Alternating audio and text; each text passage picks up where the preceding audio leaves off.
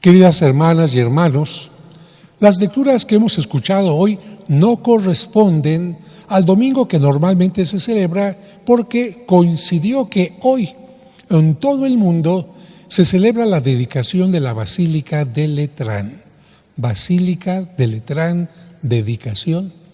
Y como para la mayoría estas palabras no significan nada en especial, voy a tratar de explicar de qué se trata. El primer punto es recordar que en el Antiguo Testamento Dios le pidió al pueblo que tuvieran un lugar especial para adorarlo.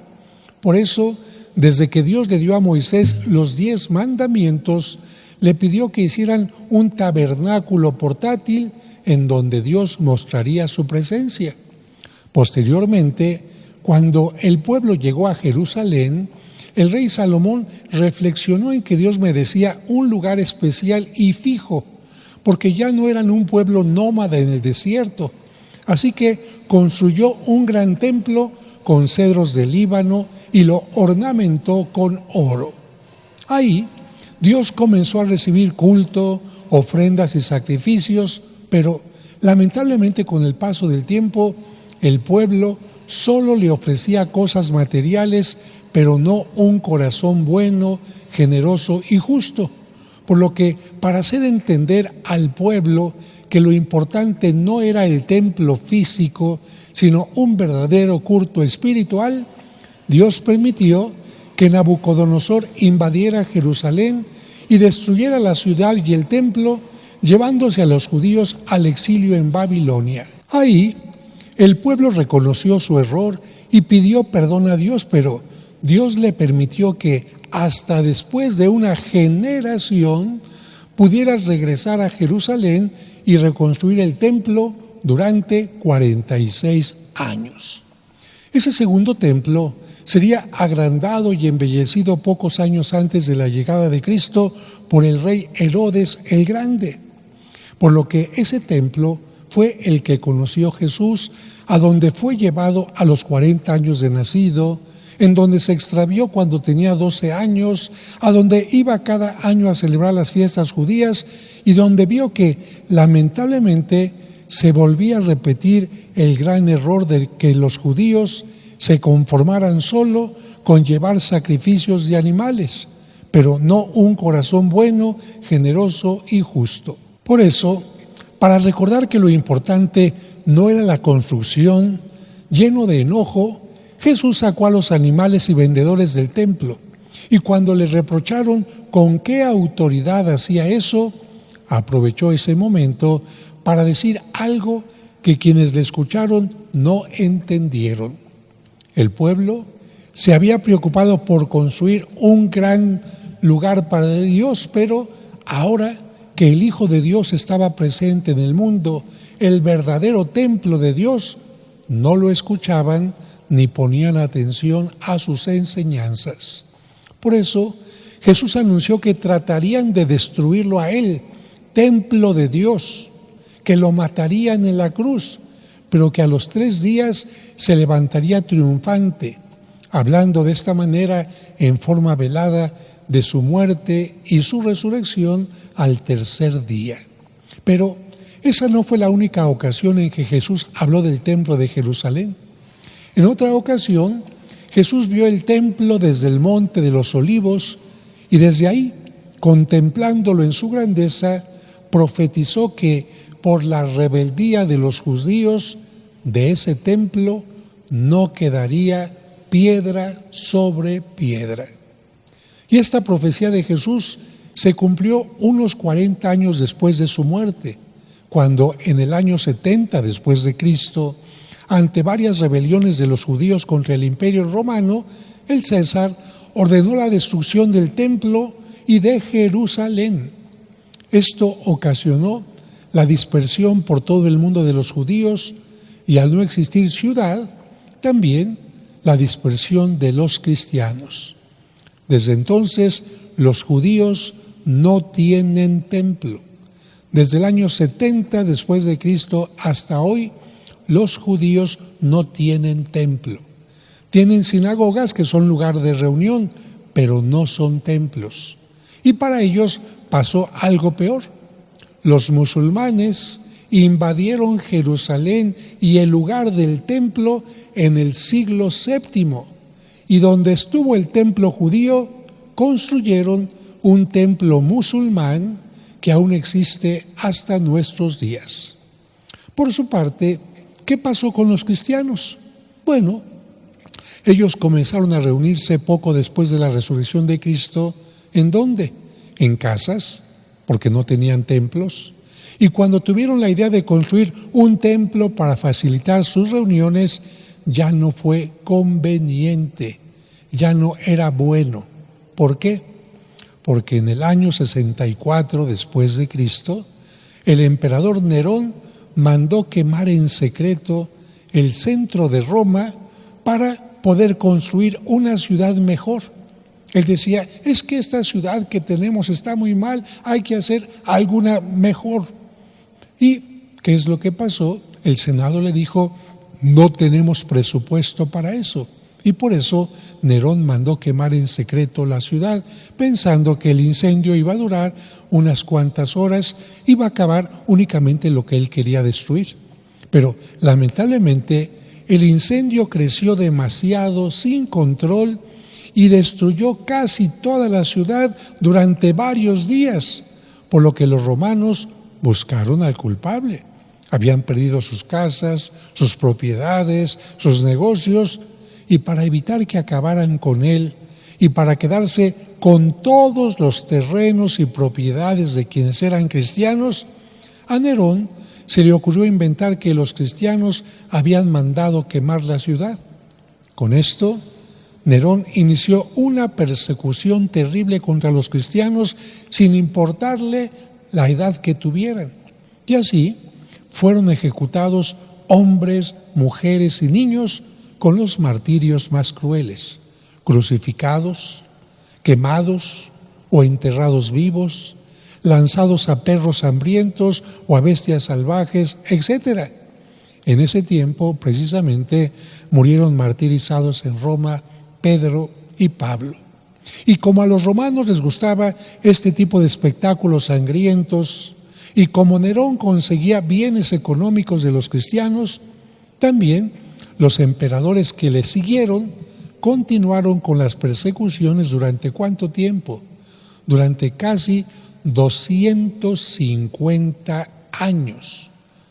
250 años en que murieron miles y miles y miles de niños, de mujeres, y esto evidentemente permitió que también el emperador fuera quitando terrenos, propiedades y todo lo que los cristianos tenían, hasta que finalmente el emperador Constantino tuvo un encuentro espiritual con Cristo.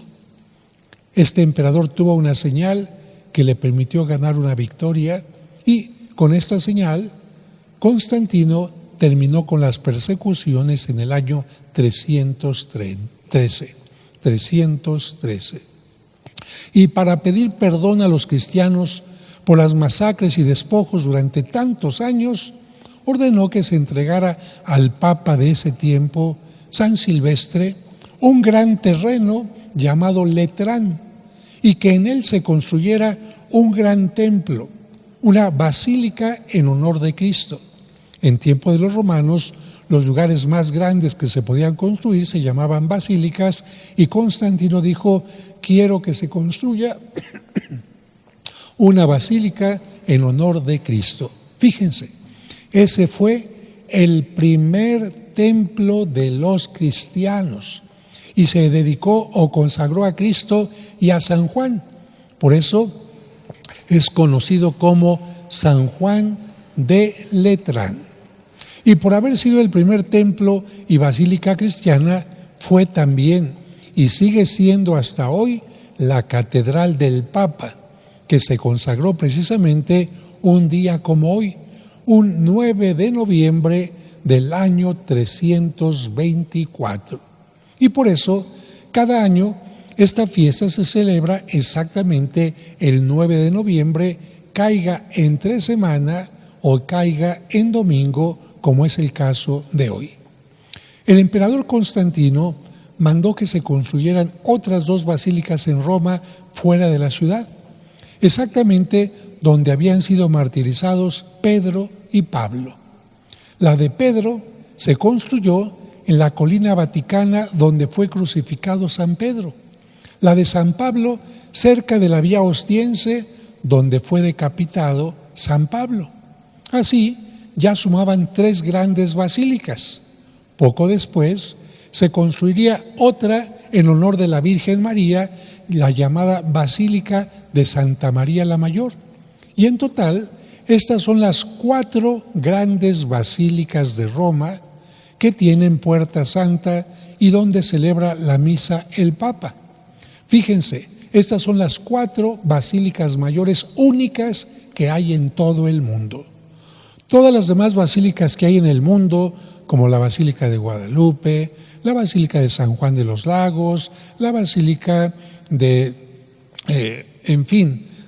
la Virgen del Pilar en España, etcétera, se llaman basílicas menores. Y se llaman basílicas menores porque ahí se pueden recibir bendiciones especiales del Papa, pero no son basílicas mayores, son basílicas menores. Ahora sí, ya entendiendo esto, entendemos por qué todas las lecturas de hoy nos hablan del templo. La primera lectura nos menciona en forma simbólica que la presencia de Dios en el templo es capaz de purificar todo y quien se acerca a Él puede dar fruto. En la segunda lectura, San Pablo nos dice que nuestro crecimiento espiritual debe de ser como una casa que Dios construye, pero que debe de estar cimentada en Cristo. Y finalmente, el Evangelio nos recuerda que Cristo es el verdadero templo de Dios y que nosotros tenemos que unirnos a Él y formar con Él un templo espiritual que es la Iglesia. Cristo le cambió el nombre al apóstol Simón por el de Pedro, que significa piedra, indicando que Pedro era la primera piedra de muchas con las que formaría la Iglesia. Así que recordemos, Cristo es el cimiento, la piedra angular, pero todos nosotros debemos de ser piedras vivas con las que se construye la Iglesia espiritual que trabaja para construir el reino de Dios.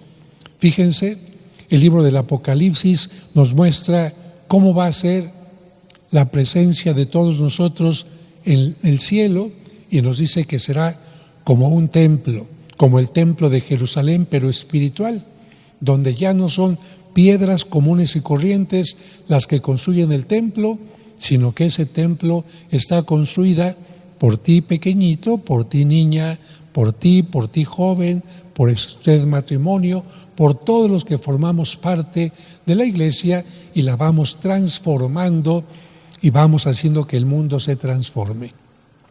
Por eso decía al principio que es lamentable que en nuestro país se viva tanta violencia familiar y tanta criminalidad que le quite la vida a personas inocentes.